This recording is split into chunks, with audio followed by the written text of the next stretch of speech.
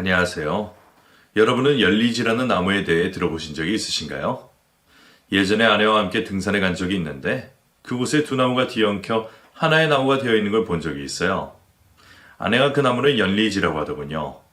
처음 보는 나무 모습에 마냥 신기하게만 봤었는데 아내가 그 나무처럼 우리도 한 몸으로 오래오래 같이 살자는 말을 했었어요.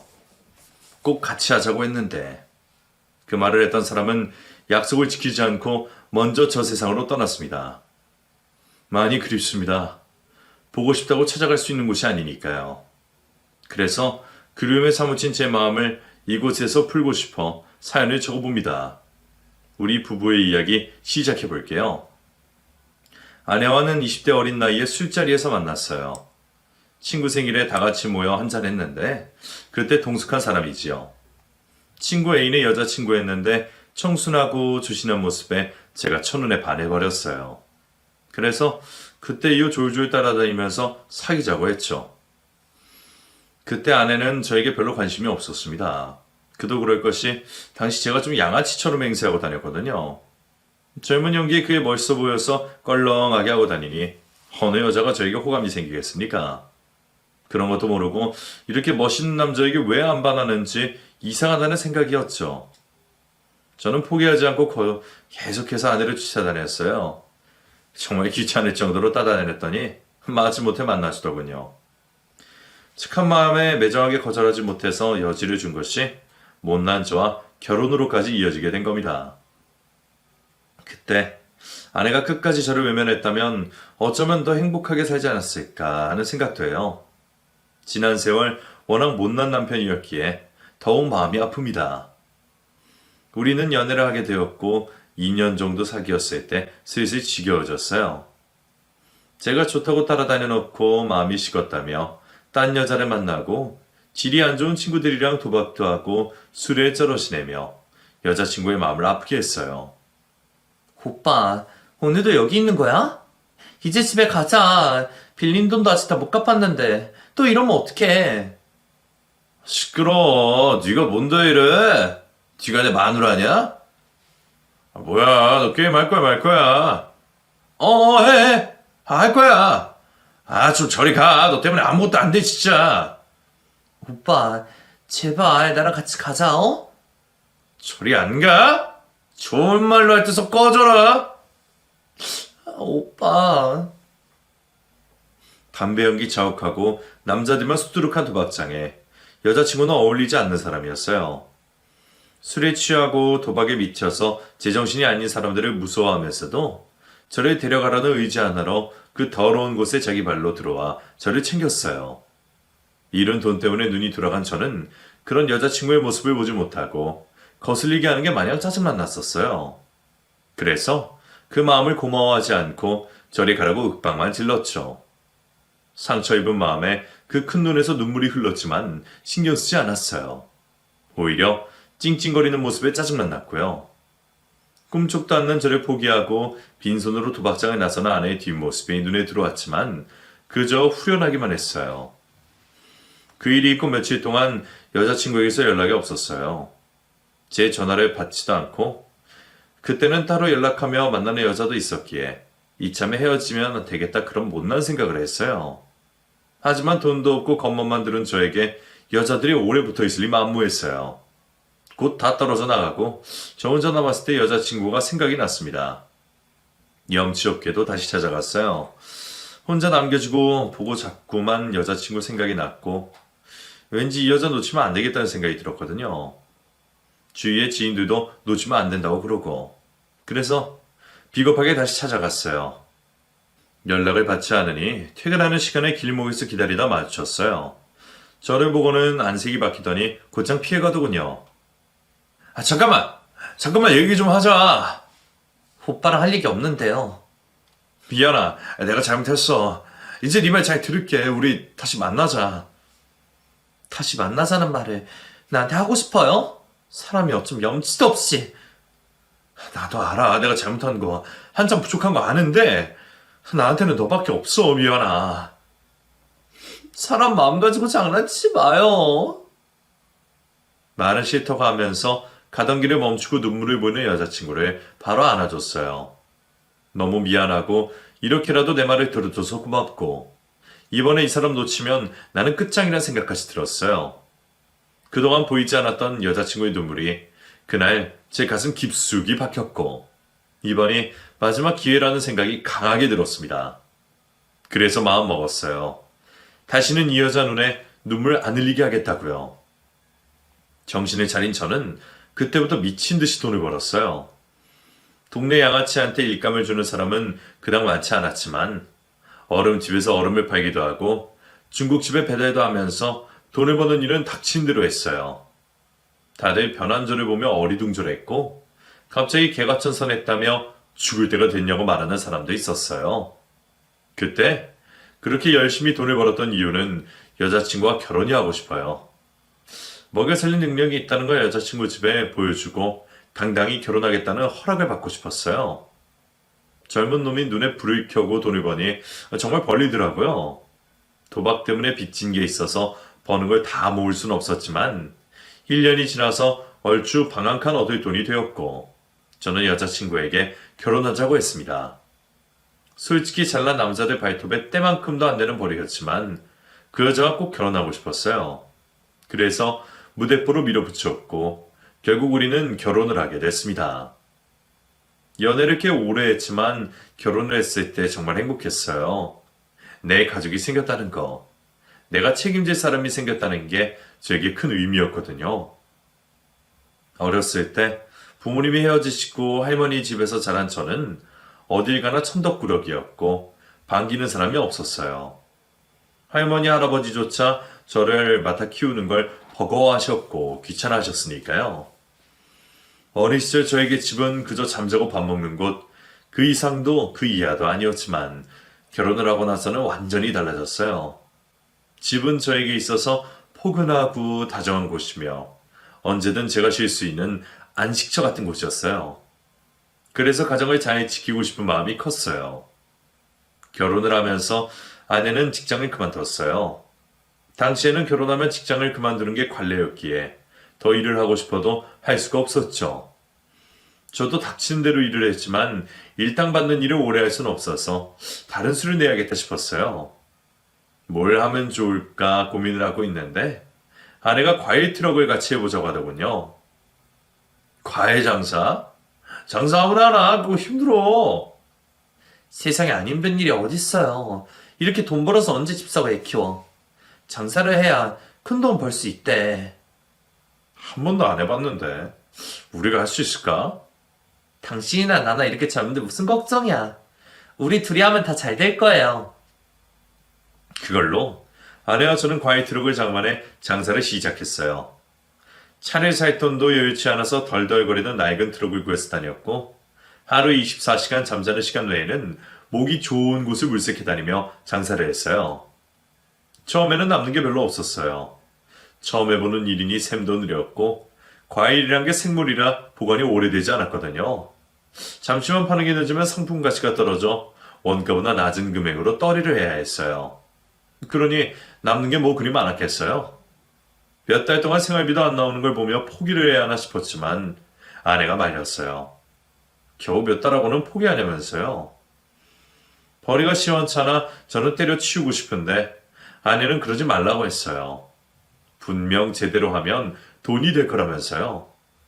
아내의 말에 별 수 없이 마음을 돌려 과일 장사를 계속했는데 사계절을 보내고 나니 얼추 장사하는 요령을 알 것 같았어요. 그때부터 돈이 되기 시작했어요. 아내 말대로 과일 장사는 우리 부부에게 큰 기회가 되어줬어요. 트럭에서 장사를 하다가 몇 년 뒤엔 작은 상가를 하나 얻게 되었고 그곳에서 집도 사고 자식들 공부도 시키고 남들처럼 살 수 있게 됐어요. 365일 쉬는 날 하루 없이 명절날조차도 가게 문을 열며 장사를 꾸준히 했고 몸이 아픈 날에도 약을 먹어가며 참아냈어요.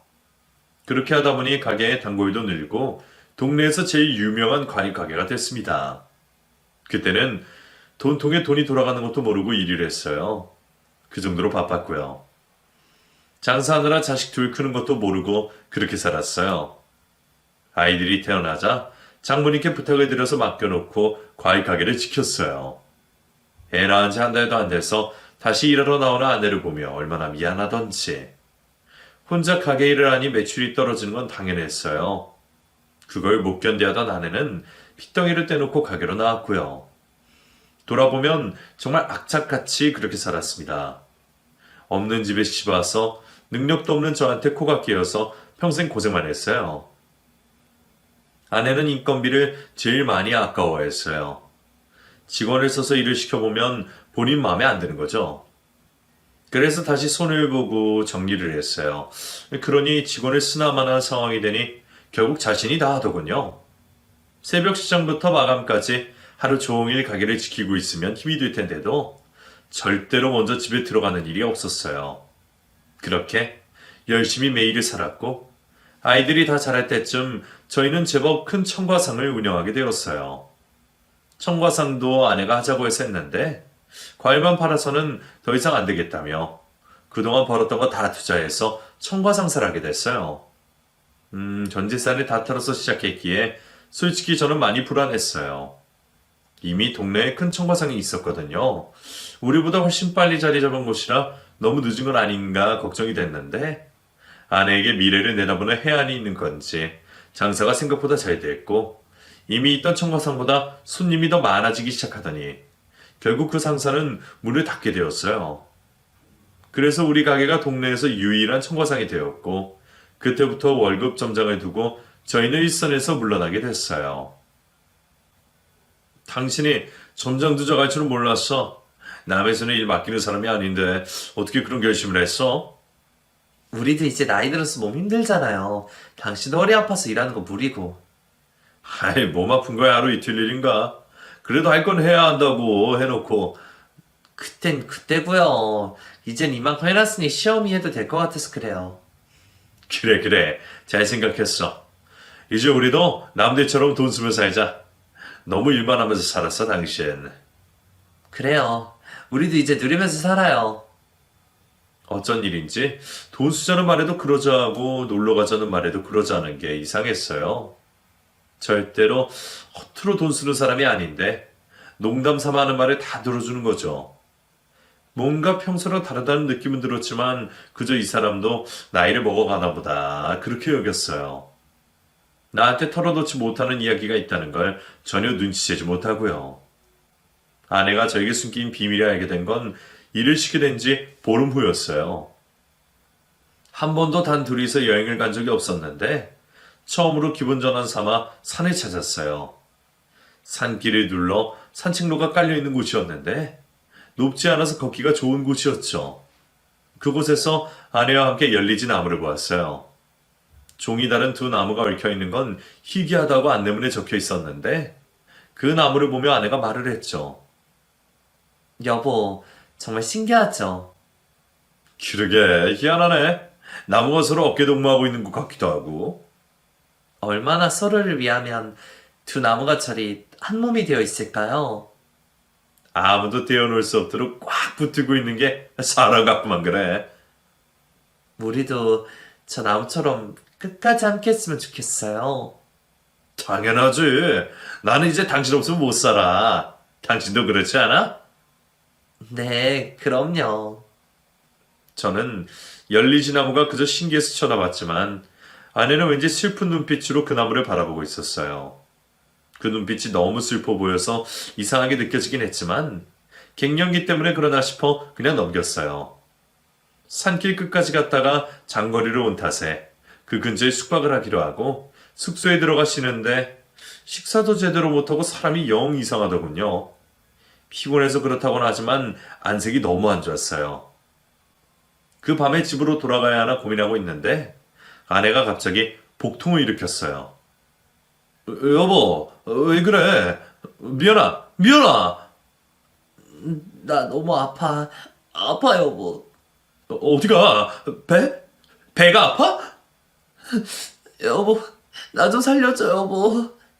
병원에 가자. 일어날 수 있겠어? 정신 잃지 말고, 여보. 병원 가자. 얼마나 아픈지 순식간에 이마에 식은땀이 흘렀고 배를 움켜쥔 아내는 움직이지 못했어요. 제가 데리고 병원에 갈 상황이 안 될 것 같아 119로 불러 급히 인근의 병원으로 갔습니다. 응급실로 들어가 진료를 받는 동안 통증이 줄어들지 않아 곁에서 맘 졸이며 지켜봤어요. 행여나 어찌 될까봐 자리를 비우지도 않고 아내 곁을 꼭 지키고 있었죠. 아내를 진료한 의사는 저에게 큰 병원으로 가야 될 것 같다고 말했고, 왜 아픈지 모르는 저는 답답하기만 했어요. 환자가 아픈데 의사가 치료를 못하냐며 소리를 지르고 있자니 아내가 말을 했어요. 여보, 나 암이야. 뭐? 나 암에 걸렸어. 무슨 소리 하는 거야? 자구간 말기래. 뭐라고? 아내가 하는 말을 바로 알아들 수가 없었어요. 암이라니. 그것도 자궁암 말기라니.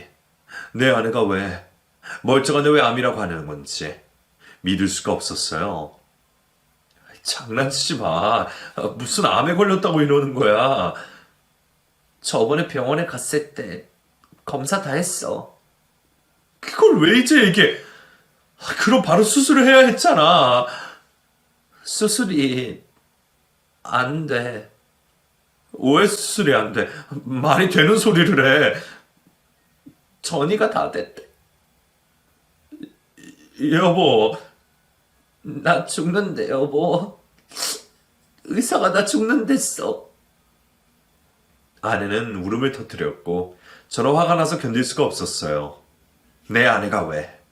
이렇게 착하게 살아온 내 아내가 왜 암에 걸린 거냐고 소리를 질렀어요. 병원 관계자들이 난동 부리는 저를 붙잡고 의자에 앉혔지만 도저히 진정할 수가 없었어요. 겨우 숨을 고르며 저는 아내를 데리고 곧장 큰 병원으로 향했습니다. 아내의 말을 믿을 수도 없었고 검사 결과도 인정할 수가 없었어요.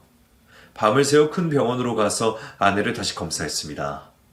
제발 아내가 알고 있는 병명이 잘못 알고 있는 것이기를 바라고 또 바랬어요. 그런데 검사 결과는 제 소원과는 다르게 말을 하더군요. 자궁암 4기입니다. 현재 대장으로 전이가 된 상황이고 폐축에도 종양이 보이는 것 같아서 추가로 검사를 해야 할 것 같습니다.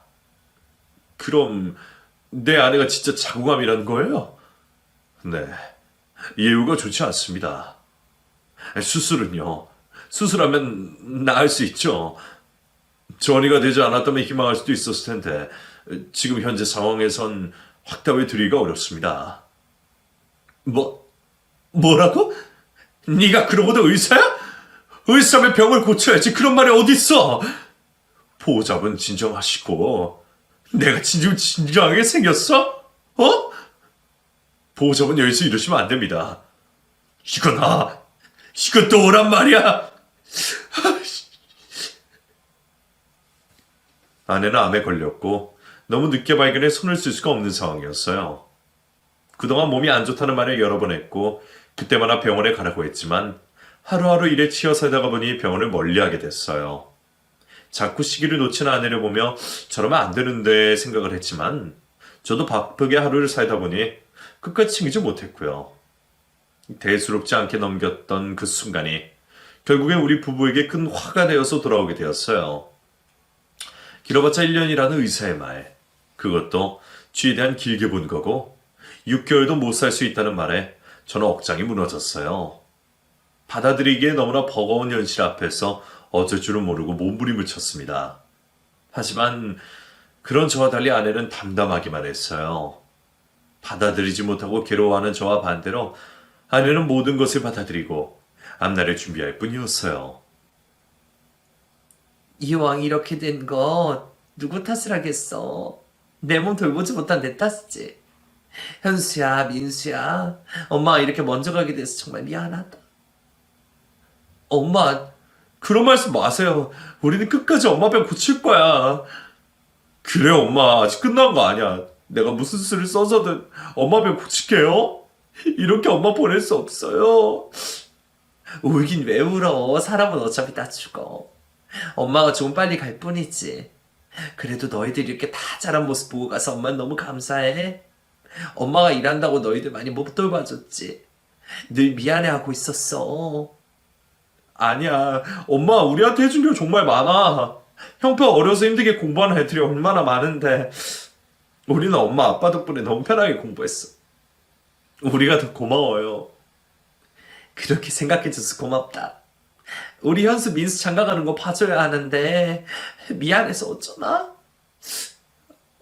엄마. 다 큰 아들들이 아내 앞에서 울음을 쏟아내는 모습이 가슴이 찢어질 듯 아팠습니다. 사는 게 뭔지. 자식 고생 안 시키고 남들처럼 해주고 싶어서 그렇게 아득바득 살았는데 이제 해줄 만해지니까 곁을 떠나야 하는 상황이 되다니 박복해도 이렇게 박복할 수가 없었어요. 아내는 수술이 싫다고 했지만 그렇다고 손 놓고 기다릴 수만은 없었습니다. 뭐라도 해야 했기에 아내를 설득해 수술을 강행했어요. 제발 조금이라도 희망이 있길 바라는 마음으로 수술을 했지만 뒤따라온 항암 치료에 아내가 많이 힘들어했습니다. 독한 약 때문에 머리카락도 다 빠지고 먹는 것도 제대로 소화시킬 수가 없었어요. 토하는 게 일상인 병원 생활에서 저는 한시도 아내 곁을 떠나지 않았습니다. 지난 세월 내 수족이 되어서 집안을 일으킨 것처럼 이제는 제가 아내의 수족이 되어줄 차례였어요. 여보, 자? 아니, 일어났어. 왜, 필요한 거 있어? 나 꿈을 꿨는데 우리 아버지가 나왔어. 장인어른? 나 어릴 때 아버지가 집 나가셔서 그 뒤로 쭉 엄마하고만 살았거든. 엄마랑 사이가 안 좋아서 그렇게 된 것 같은데 나한테는 참 좋은 아버지셨어. 그랬어? 당신이 장인 얘기하는 거 처음 듣는 것 같아. 여보, 나 아버지가 보고 싶다. 장인어른이 보고 싶어? 죽기 전에 아버지 얼굴 한번 봤으면 소원이 없겠어. 알았어. 내가 장인 찾아줄게. 내가 꼭 찾아줄게. 이미 돌아갔었으면 어떡하지? 아닐 거야. 찾을 수 있을 거야. 그러니까 나만 믿어. 그리고 당신 건강해야 해. 그래야 내가 장인 모시고 왔을 때 볼 거 아니야. 알았어. 나 건강해질게. 장인어른에 대한 얘기는 처음 듣는 거였어요. 연애할 때부터 아버지는 안 계신다고 했기에 그러려니 했는데 어릴 때 헤어졌다는 건 전혀 모르고 있었어요. 매일 통증의 고통 속에서 힘들어하는 사람이 아버지 얘기라며 미소를 짓길래 꼭 소원을 들어줘야겠다는 결심이 들었어요.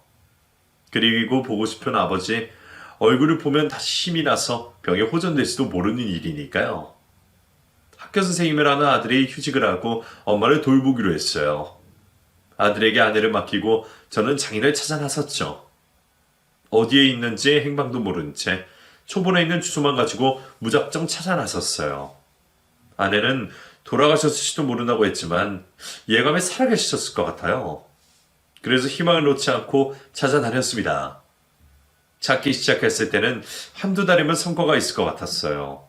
하지만 연락이 끊어진 지 너무 오래된 터라 찾아가는 것마다 번번이 실패를 했죠. 백방으로 수소문하고 다녔지만 쉽지가 않았어요. 딸의 병 때문에 몸져 놓으신 장모님께 여쭤보는 것도 여의치 않아서 아주 적은 정보로 찾아다니니 더 시간이 걸리는 것 같았고요. 시간이 아무리 걸리더라도 찾을 수만 있다면 포기할 생각이 없었는데 문제는 아내의 병세였어요.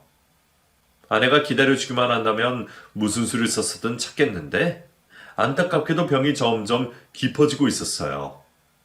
병원에서 더 이상 차도가 보이지 않자 아내는 집으로 가고 싶다고 했고 집에 옮긴 이후엔 위독하다는 아들의 전화가 몇 번이나 걸려왔어요. 아빠, 이제 집에 오셔야 해요. 엄마 상태가 안 좋으셔. 어떤데 그래? 의식도 없으시고 식사도 못 하시고 엄마 곧 죽을 것 같다. 그런 말 하는 거 아니야. 네 엄마 그렇게 무정한 사람 아니다. 아빠 기다려줄 거야. 그러니까 너도 걱정하지 말고 엄마 잘 모시고 있어. 아빠 그냥 집에 오시면 안 돼요? 이대로 엄마 가시면 어떡해요. 그래 알았다. 지금 가는 것만 확인하고 집에 가마. 그러니까 엄마 잘 보고 있어. 알겠지? 네, 몸 조심하세요. 어냐? 이번엔 진짜로 찾을 수 있을 거라고 생각하고 가면 늘 허탕이었어요. 애써 찾아간 곳에서 못 찾을 때는 실망감도 있었지만 아내를 생각하면 주저하고 있을 수가 없었죠. 아내가 위독하다는 아들의 전화만 여러 번. 이번에는 진짜 집으로 돌아가야 할 것 같은 생각에 마지막으로 찾은 곳에서 기적적으로 장인어른을 찾을 수가 있었어요.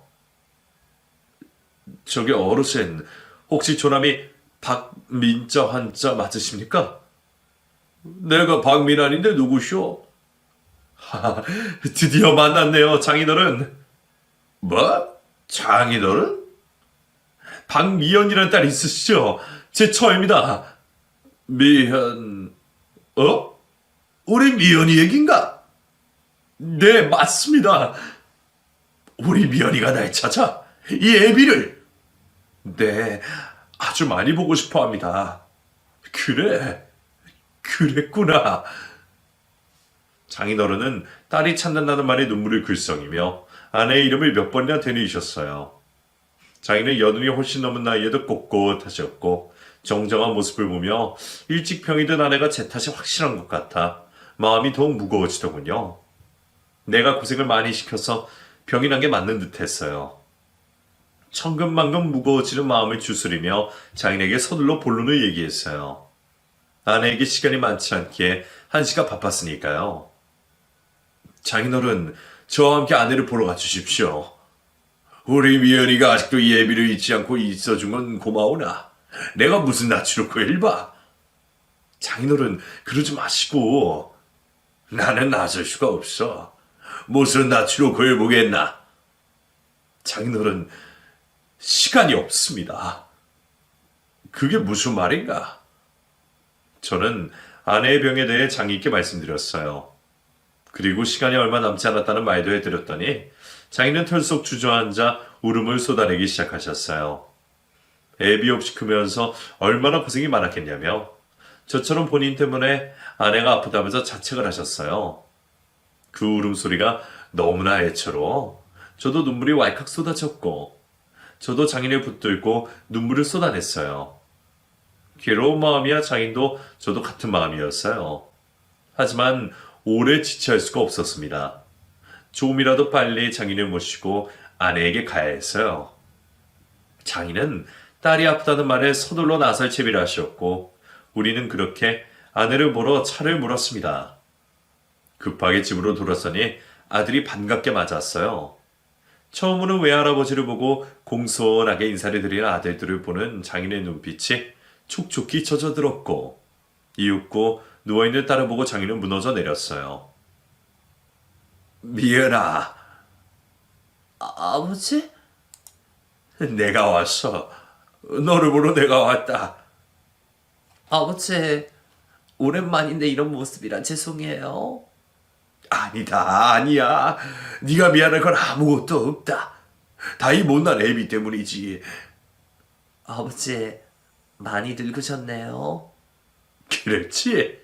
너무 변했지?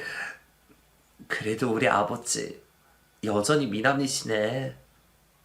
미안하다, 미안하. 이 애비가 죽일 놈이야? 부녀는 서로의 손을 꼭 쥐고 울음을 터뜨렸어요. 누가 먼저랄 것도 없이 터진 울음에 저도 아들들도 눈시울이 붉어졌죠. 아내는 힘겹게 숨을 몰아쉬면서도 보고 싶었던 아버지와 한마디라도 더 나누려고 애를 쓰고 있었어요. 그런 딸의 모습을 보며 장인은 자식 앞세우는 주인이라며 통곡을 했고요. 둘의 모습을 보며 가슴이 어찌나 찢어지던지 저도 숨을 제대로 쉴 수가 없었어요. 저는 통증을 참으며 웃고 있는 아내의 얼굴을 봤어요. 최근에는 의식이 없는 날이 많았다는데 그날은 희한하게도 정신이 뚜렷한 아내가 너무나 예뻐 보였습니다. 그리고 갖은 고생에도 장인을 모시고 온 게 참 잘했다는 생각이 들었어요. 이렇게 좋아하는데 못 찾았으면 어쩔 뻔했는지. 그리고 내가 약속을 지킬 수 있게 기다려준 아내에게 너무나 고마웠습니다. 극적인 재회 이후 장인은 매일 저희 집에 오셨어요. 같이 지내자고 말씀드렸지만 저희 볼 낯이 없다시며 근처에 방을 구하셨고 매일 오다시피 하시며 딸의 간호를 자처하셨습니다. 연세 드신 노인이 병건호가 쉽지 않으신데도 그리하셨어요. 그 와중에 장모님과는 마주치기 힘들다고 하시면서 장모님 오시는 날은 피해서 그리오셨어요. 아내는 부모님을 모두 만나게 돼서 너무 행복하다고 했어요. 덕분인지 한동안 통증도 덜하고 혈색도 좋아지는 것 같았고요. 차도가 있는 것 같아서 희망이 생겼어요. 하지만 그 희망이 오래가지 않았습니다. 아내의 잠자리를 챙겨주고 그 곁에 고된 몸을 이었어요. 이미 잠이 들었는지 새근새근 자는 아내의 얼굴을 보고 저도 눈을 감았죠. 하지만 얼마 지나지 않아 쌕쌕거리는 소리에 깜짝 놀라 불을 켜니 이미 아내의 숨이 넘어가고 있었어요. 여보, 미연아! 정신 차려, 미연아! 여보, 이제 마지막인가 봐. 아니야, 그런 말 하지 마. 현수야, 민수야! 당신이 내 남편이라서 너무 행복했어. 미연아! 고마워. 아내는 고맙다는 말의 끝으로 숨을 거두었습니다. 숨이 멎은 아내 곁에 저는 멍하니 앉아 있었고 곧 방으로 뛰어들어온 아이들이 엄마를 불러대며 울었어요. 첫째는 혹시나 모를 위급 상황을 대비해 배우던 심폐소생술을 했지만 아내의 숨은 돌아오지 않았고 둘째는 엄마의 손을 잡고 울기만 했어요. 그 모든 상황을 보고 있는데도 제 귀에선 멍하니 아무 소리도 들리지 않았고 눈물조차 나지 않았어요. 내 눈앞에서 아내가 숨을 거두는 걸 봤습니다. 숨이 넘어가는 걸 보는데도 아무것도 할 수 없었어요. 마지막 숨결이라도 붙잡고 싶은 마음이 굴뚝 같았지만 할 수 있는 게 아무것도 없었어요. 여전히 아내의 손에는 온기가 그대로인데 마치 자고 있는 것처럼 눈을 감고 있을 뿐인데 아무리 불러도 아내는 대답을 하지 않았어요. 아내가 제 곁을 떠나고 말았어요. 아내의 장례를 치르는 3일 동안 어떻게 보냈는지 기억이 나지 않아요. 그저 멍하게 아내의 영정사진만을 쳐다보며 있었던 것 같아요. 다행히 아들들이 손님 맞이를 다 해줘서 무사히 장례를 치르고 납골당해 아내를 모셨는데 실감이 나질 않았습니다. 시장이라도 갔다가 금방이라도 현관으로 들어설 것 같고 가게에 갔다가 정산이 제대로 안 됐다고 저에게 잔소리할 것 같았어요. 하루에도 수십 번에 되는 잔소리가 그립고 아내가 끓여주는 김치찌개가 너무나 먹고 싶었어요. 하지만 원하는 것 어느 하나 내 마음대로 할 수가 없었어요. 아내가 없으니까요. 내 곁에 항상 있어주던 아내가 없으니까요. 뒤늦게 몰아치는 후폭풍송에 저는 속절없이 무너지기만 했어요. 아내의 흔적이 가득한 집안에서 꿈쩍도 하지 않고 죽은 듯이 지냈죠. 아무것도 하기 싫었어요. 먹는 것도 자는 것도 저에겐 의미가 없었고 밤이든 낮이든 아무 상관이 없었습니다. 그런 저 때문에 아들들만 애가 탔죠. 혹시나 저도 아내를 따라 세상을 뜰까봐 아주 호들갑을 떨며 둘이서 저를 돌봤어요. 마음 같아선 따라가고 싶었지만 죽는 게 생각만큼 쉽지가 않더라고요. 사는 것도 힘들었지만 죽는 건 더 힘들었어요. 별 수 없이 저는 다시 살아갈 수밖에 없었습니다. 아내와 함께 일군 처과상을 팔았어요. 아내 없이 돈도 재물도 더 이상 저에게 의미가 없었습니다.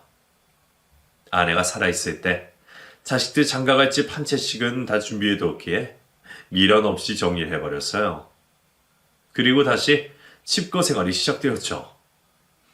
계절이 가는 것도 모르고 시간이 흘러 아내의 첫 번째 기제사가 돌아왔어요. 저는 여전히 제자리에 있는데 시간은 잘도 흘러가더라고요. 홀로 서기를 하지 못하고 평소엔 멍하게 동태눈으로 돌아다니다가 그날은 정신 똑바로 차리고 제사 음식을 할 장도 보고 제기도 사고 병풍도 사고 아내 영정사진도 깨끗한 액자에 담아 준비를 했어요. 깔끔한 정장도 하나 사입고 오랜만에 볼 아내를 위해 때 빼고 광돈했죠. 장모님은 이른 아침부터 오셔서 딸의 제사상에 올릴 음식을 준비하신다고 바쁘셨어요. 아내가 죽고 난 뒤 저 때문에 세상 빨리 뒀다고 원망이 많으셨어요. 그래서 저를 보기 싫어하셨고요. 1년 내내 한 번도 저를 찾지 않으셨는데 딸 제사 날에는 얼굴을 비추셨어요. 박복한 인생에 딸년 제사 음식을 지선으로 차린다며 울음 섞인 목소리로 신세한탄을 하시는데 말씀 한마디 한마디 끝에 온통 울음이 담겨 있었습니다. 하나 있는 자식 새끼 아프게 죽었으니 그 속이 얼마나 쓰리실까. 제 속도 이러한데 어미인 장모님은 더 하시면 더했지 덜 하진 않으실 거잖아요.